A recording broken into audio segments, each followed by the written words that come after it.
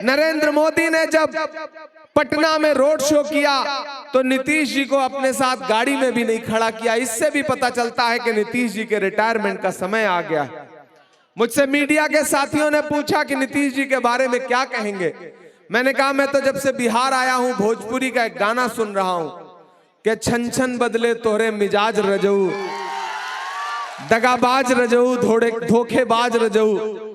तो मैंने कहा इससे पता चलता है कि ये गाना उन्हीं के लिए लिखा गया है और अब नीतीश जी के जाने का वक्त भी आ गया है। मेरे भाई इरफान आपके बीच के हैं, पार्टी ने इन्हें मौका दिया है और ऐसे में ये जो बच्चे इस तरफ बैठे हैं जिंदा दिल, ये कस्बा के लोग हैं। इस जगह का नाम क्या है? भरेली कमलपुर। तो बड़े जिंदा दिल बच्चे भी हैं, यहाँ नौजवान साथी हैं, माएं बहनें हैं। दो तीन चीजें आपसे बताना चाहता हूं खुसूसी तौर पर कि अगर महागठबंधन की सरकार बनती है तो हमारी पार्टी ने, महागठबंधन ने ऐलान किया है कि 14 नवंबर को सरकार बनेगी और 2 महीने के अंदर यानी कि 14 जनवरी से पहले हर खवातीन के अकाउंट में, हर महिला के अकाउंट में एक साथ 30,000 रुपया देने का काम करेगी सरकार। कितना? 3,000 नहीं, 30,000 एक साथ। सोचिए यहां जितनी माएं बहनें बैठी हैं, एक झटके में मालामाल हो जाएंगे आप लोग। 30,000 रुपया एक साथ। इधर इरफान विधायक बनेंगे, उधर महागठबंधन की सरकार बनेगी और 2 महीने के अंदर माओ बहनों के अकाउंट में माई बहन मान योजना के तहत 30,000 रुपए आएंगे। नौजवान साथी बैठे हैं, सरकार बनेगी तो पार्टी ने ऐलान किया है, महागठबंधन ने ऐलान किया है कि बिहार के हर परिवार के एक नौजवान को सरकारी नौकरी देने का काम किया जाएगा। गैस सिलेंडर 500 रुपए का मिलेगा और सबसे बड़ी बात, वो गरीब जिनके सरों पर छत नहीं है, जिनके पास जमीन नहीं है, महागठबंधन की सरकार ऐसे हर बेघर इंसान को 5 डिसमिल जमीन फ्री देगी। और सबसे आखिर में सबसे बड़ा ऐलान कि आप इलाज कराने के लिए अस्पताल भटकते हैं, चाहे वो जिला अस्पताल हो या कोई बड़ी बीमारी हो गई तो पटना और दिल्ली जाना पड़ता है, इलाज कराने के लिए खेत बेचना पड़ता है, जेवर गहना बेचना पड़ता है। ऐसे में महागठबंधन सरकार कह रही है कि जैसे ही हमारी सरकार बनेगी, इलाज के लिए 25 लाख रुपए का बीमा हर इंसान को फ्री में मिलेगा। आप 25 लाख रुपए तक का इलाज फ्री में करा सकते हैं। इसलिए मेरे भाई इरफान को 200 यूनिट बिजली फ्री भी इन्होंने याद दिलाया मुझे। 200 यूनिट बिजली फ्री भी रहेगी। एक तो यार देखिए, एक सबसे बड़ी बात है, मैं पूरे बिहार में चुनाव प्रचार कर रहा हूं, पूरे देश में जाता हूं, दुनिया में जाता हूं, लेकिन जितना शरीफ प्रत्याशी उम्मीदवार आपके यहां है उतना मैंने आज तक कहीं नहीं देखा है। यह इंसान आपके घर का बेटा है, आपका भाई है, पोस्टमैन का बेटा है। इनके वालिद ने जिंदगी भर चिट्ठियां बांटने का काम किया है, उन चिट्ठियों में आपके लिए खुशियां पहुंचाने का काम किया है आपके घरों पर। पहली बार ये आपके बीच में अपना दामन फैला करके खड़े हैं। आपने इससे पहले बहुत लोगों को मौका दिया, हमारे बुजुर्गों को कई बार मौका दिया, लेकिन अब इस नौजवान खून को मौका देने का वक्त आ गया है। जिस ओर जवानी चलती है उस ओर जमाना चलता है। इसलिए चाचा आप सबसे भी, नौजवान साथियों आप सबसे भी गुजारिश है कि इरफान को इस बार जिताइए। हाथ छाप का बटन दबाइए। ईवीएम में कौन नंबर पे है? पहले से ही 1 नंबर पे है। सोचिए नसीब साथ दे रहा है इरफान भाई का। जब अल्लाह की मदद होती है तो ऐसे ही होता है कि ईवीएम में पहले से ही 1 नंबर पे बटन है। अब जब ईवीएम में पहले से ही 1 नंबर पे बटन है तो फिर तो गिनती में 1 नंबर पे ही रहना है। इसलिए बिना किसी बंटने के, बिना किसी बहकावे के, बिना किसी इधर उधर जाने के। एक चीज याद रखिएगा साथियों कि ये चुनाव विधायक चुनने से ज्यादा सरकार बदलने का चुनाव है। जब मकसद बड़ा होता है तो छोटी छोटी चीजें नजरअंदाज करनी पड़ती हैं।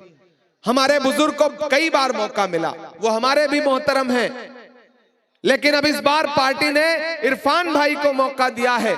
ऐसे में मैं अक्सर एक बात कहता हूं कि फुटबॉल के मैच में हर आदमी गोल नहीं करता, एक आदमी गोल करता है, बाकियों को पास देना पड़ता है। इसलिए मेरे भाई, कहीं भी इधर उधर एक भी वोट किसी जज्बात में आकर के खराब मत करिएगा। उधर दिल्ली में बैठी हुई ताकतें ये सोच रही हैं कि बिहार को दिल्ली के रिमोट कंट्रोल से चलाया जाएगा। दिल्ली में बैठी हुई ताकतें सोच रही हैं कि बिहार को गुजरात के व्यापारी चलाएंगे, लेकिन मैं यहां कस्बा में खड़ा होकर के कह रहा हूं कि बिहार को गुजरात के व्यापारी नहीं चलाएंगे, बल्कि बिहार के बिहारी चलाएंगे, यहां के नौजवान चलाएंगे। इसलिए सारे जज्बात एक किनारे, सियासत जज्बात का नाम नहीं है, सियासत होशमंदी और अक्लमंदी का नाम है। इरफान को हर समाज का वोट मिल रहा है, क्या हिंदू क्या मुसलमान। मैं जब भी इरफान से मिलता हूं, मैं पूर्णिया में रुका हुआ हूं, तो जो भी हिंदू भाई मिलते हैं मैं उनसे अक्सर पूछता हूं कि कस्बा का कैंडिडेट कैसा है, तो वो बड़े मोहब्बत से कहते हैं कि इरफान हमारे लिए भी घर के बेटे की तरह है। हमें ये कभी नहीं लगता कि वो हिंदू या मुसलमान है, वो एक इंसान है। मुझे अशोक साहिल का एक शेर याद आता है कि मैं तुम्हें अपने उसूलों की कसम देता हूं, मुझको मजहब के तराजू में न तौला जाए, मैंने इंसान ही रहने की कसम खाई है, मुझको हिंदू या मुसलमान न समझा जाए।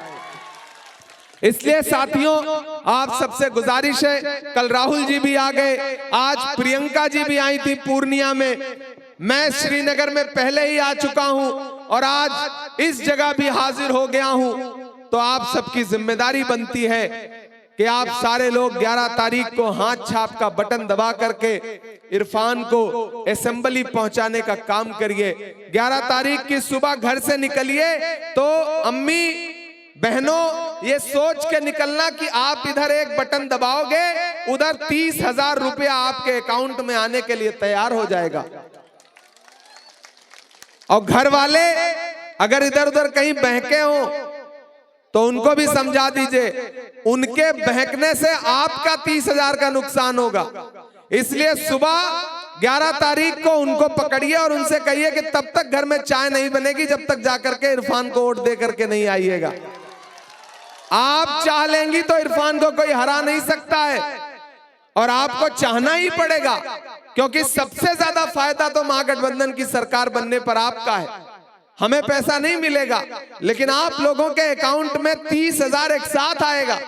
इसलिए आप सबसे गुजारिश है कि इरफान को जिताइए, असेंबली पहुंचाइए, मोहब्बत का ये जो पैगाम लेकर के इरफान चल रहे हैं, उस बुनियाद पर आप सबसे कह रहा हूं कि सियासत है, अदावत है, परिंदा है, शिकारी है।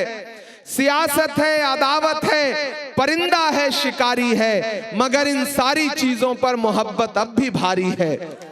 इसलिए साथियों, जो सड़क पे भी मौजूद है उनसे भी मेरी गुजारिश है कि इस बार इरफान को एक बार मौका दीजिए। अगर आपने इरफान को मौका दिया तो इरफान रात के 12 बजे भी आपकी खिदमत करने के लिए, आपके मुद्दों पर खड़े होने के लिए मौजूद मिलेंगे। मैं इमरान, ये इरफान, और एक वादा आपसे करता हूं कि आप इरफान को एमएलए बनाओगे तो सिर्फ एक एमएलए नहीं मिलेगा आपको, साथ में एक सांसद फ्री मिलेगा।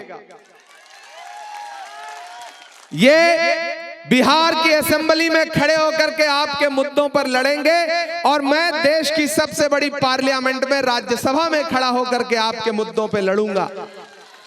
ये आपको भरोसा दिला रहा हूं। इससे अच्छा ऑफर क्या हो सकता है? एक के साथ एक फ्री, विधायक के साथ सांसद फ्री, इससे अच्छा ऑफर क्या हो सकता है?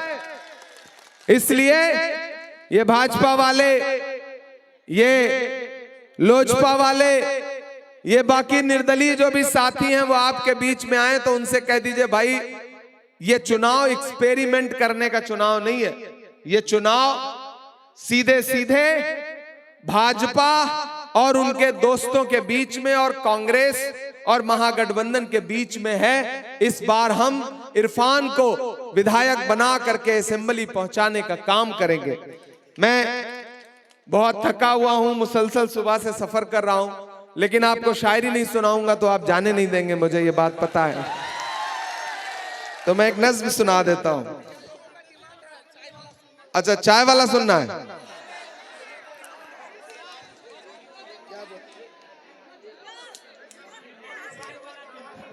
ठीक है, आप बैठिए, मैं सुनाता हूं।